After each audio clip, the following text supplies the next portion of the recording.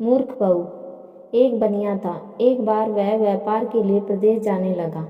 जाते जाते अपनी बहू को बुलाकर उसने कहा, मैं प्रदेश जा रहा हूँ, तुम अच्छी तरह रहना, बच्चों को भी संभालना और अपनी सास का भी अपने बच्चों की तरह देखभाल करना। याद रखना, माँ से कोई काम मत करवाना। बहू ने बोला, ठीक है, मैं आपकी बात समझ गई, मैं वैसा ही करूँगी जैसा आपने बोला है, आप आराम से जाइए। बहू ने बात ध्यान में रखी। बनिया तो चला गया। बहू ने दूसरे ही दिन माँ जी से कह दिया, माँ जी, आपके बेटे मुझसे कह गए हैं कि माँ को अपने बच्चों की तरह संभालना और उनको कोई काम मत करने देना। अब आप घर का कोई काम मत कीजिए, आप तो इन बच्चों के साथ खेलिए, खाइए और मौज करिए। माँ जी गहरे सोच में पड़ गई। फिर बोली, बहू ठीक है, अब मैं ऐसा ही करूँगी। कुछ दिनों के बाद बहू ने अपनी बेटी के कान छिदवाए। उस समय बहू को अपने पति की यह बात याद आई कि माँ को बच्चों की तरह ही संभालना है। इसीलिए बहू ने माँ जी के कान छिदवाने की बात सोची। उसने माँ जी से कहा, माँ जी चलिए, आपके कान छिदवाने हैं। सुनकर माँ जी घबरा उठी। उन्होंने बहू से कहा, बहू, मुझे अपने कान नहीं छिदवाने हैं, क्या अब अपने इस बुढ़ापे में मैं कान छिदवाऊं? बहू बोली, जी नहीं माँ जी, आपको तो यह करना ही होगा।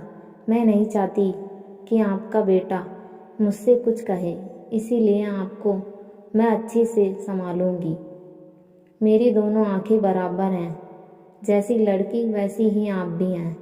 माँ जी मन ही मन समझ गई और सुनार के पास बैठकर उन्होंने अपने कान छिदवा लिए। सुनार ने कान छेद और कान में धागा भी डाला। बहू जिस तरह रोज रोज लड़की के कान में तेल लगाती थी, उसी तरह माँ जी के कान में भी लगाती रही।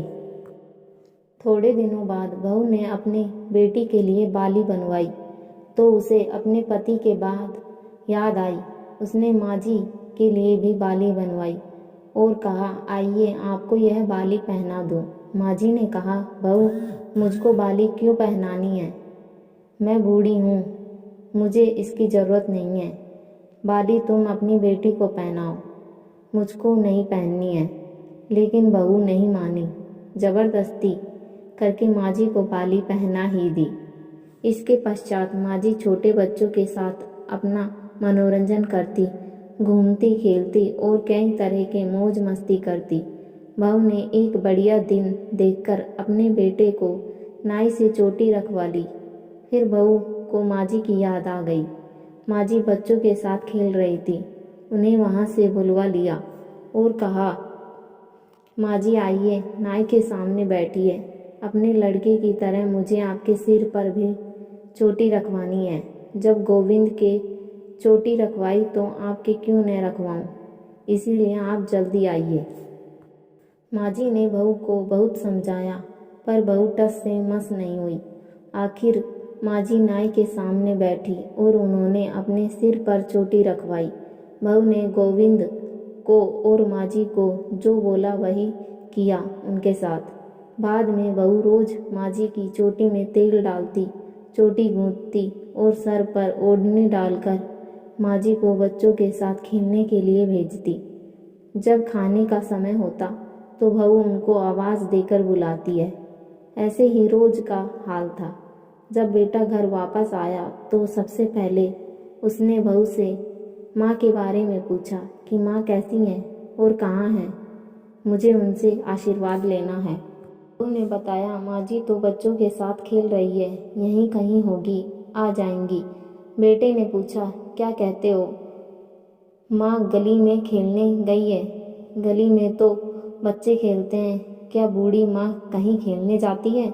बहू ने कहा, मैं तो माँ को खेलने भेजती हूँ, आपने कहा नहीं था कि माँ को बच्चों की तरह रखना। मैंने तो लड़की की तरह ही माँ के भी कान छिदवाए हैं और कानों में बालियाँ पहनाई हैं। जब लड़के की चोटी रखवाई तो मैंने माँ की भी चोटी रखवा ली थी। जब माँ सबको खेलने भेजती हूँ तो माँ को क्यों न भेजूँ? मुझको सबके साथ साथ एक सा व्यवहार करना चाहिए। पति समझ गया कि उसकी मूर्ख स्त्री की अकल का दिवाला निकल गया है बाद में पति के कहने पर बहू ने माँ को पुकारा। माँ जी गली में खेलती खेलती आई और अपने बेटे को देखकर उसकी आंखों में आंसू छला छलाए। माँ की हालत देखकर बेटा भी दुखी हो उठा।